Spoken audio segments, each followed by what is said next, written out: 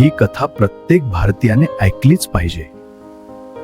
1891 साली एका गरीब कुटुंबात एका महान व्यक्तीचा जन्म झाला.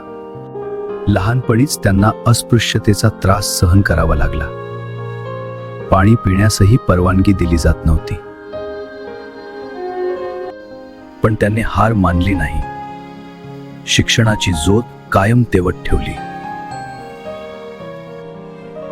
ते लहानपणापासूनच अभ्यासू होते. त्यांनी मुंबईतील एल्फिन्स्टन कॉलेजमध्ये शिक्षण घेतले.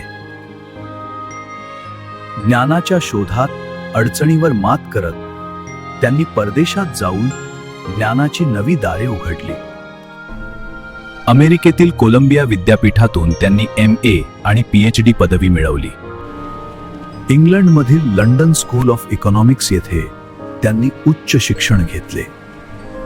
त्यांनी बार ॲट लॉची पदवी संपादन करून न्यायाच्या क्षेत्रातही आपली ओळख निर्माण केली. अन्यायाविरुद्ध त्यांनी लढा दिला आणि समानतेसाठी जनआंदोलन उभारले. काळाराम मंदिर आंदोलन समान हक्कांसाठीचा तो ऐतिहासिक संघर्ष होता. महाड सत्याग्रह ही फक्त पाण्याची तहान नव्हती, हा समानतेचा पहिला विजय होता. भारतीय संविधानाची निर्मिती करून त्यांनी देशाला नवा मार्ग दिला.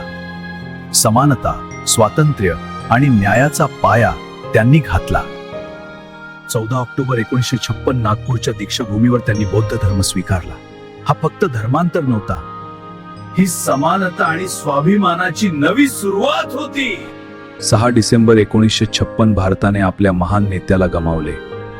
त्यांचे शरीर निघून गेले, पण त्यांचे विचार आजही जिवंत आहेत.